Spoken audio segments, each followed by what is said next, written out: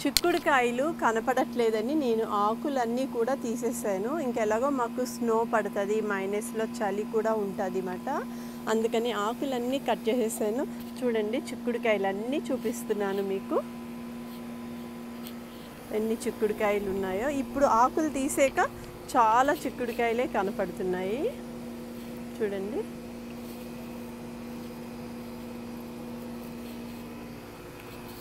మొత్తం అన్ని ఆకులు తీసేటప్పటికి తల ప్రాణం తోకకొచ్చింది.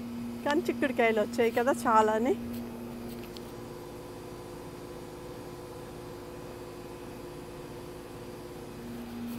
ఆకులు తీస్తేనే అన్ని చిక్కుడుకాయలు కనపడ్డాయి అన్నమాట. ఇంక ఇప్పుడు ఇవన్నీ రేపు మార్నింగ్ అన్నీ కోసేస్తాను. ఇప్పుడు చూడండి, మొత్తం ఆకులు తీసేసాక మీకు చిక్కుడుకాయలు చూపిస్తున్నాను.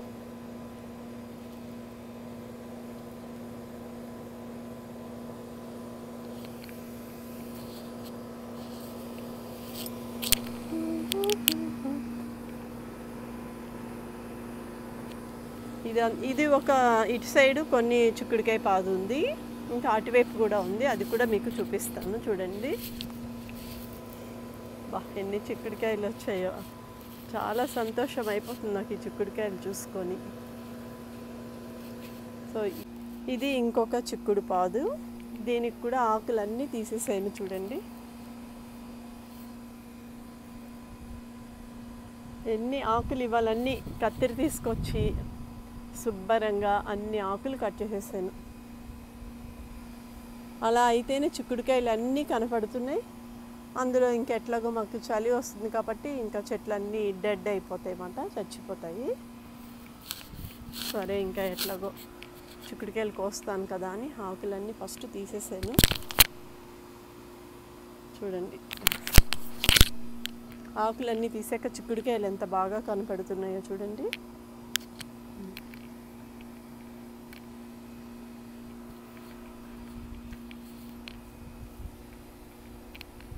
పైన చూడండి, పైనుంచి కూడా ఆకులన్నీ తీసేసాను.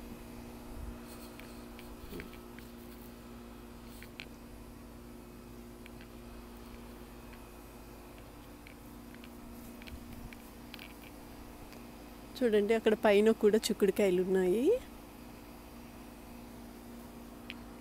మొత్తానికి పందిరి పని పట్టేసాయి అన్నమాట. మొత్తం ఆకులన్నీ కట్ చేసేసి చిక్కుడుకాయలన్నీ ఎక్కడెక్కడ ఉన్నాయో అన్నీ కనపడుతున్నాయి ఇప్పుడు నాకు. సో ఇవన్నీ కోసేసి ఫ్రీజింగ్ చేసుకుంటాను అన్నమాట. ఇన్ని చిక్కుడుకాయలు ఒకేసారి తినలేము కదా మనం, కొన్ని కొన్ని చేసుకోవాలి కాబట్టి కొన్ని నేను ఫ్రీజర్లో పెడతా. శుభ్రంగా క్లీన్ చేసి ముక్కలు కట్ చేసి.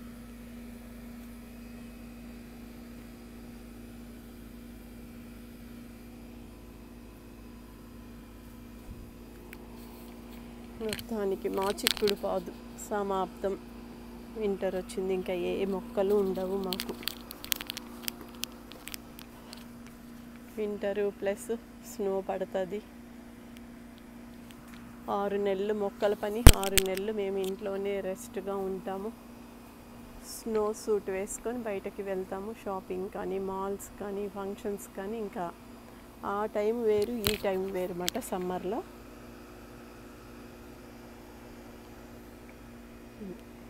డన్ను నా చిక్కుడుకాయలన్నీ చూపించేస్తాను మీకు.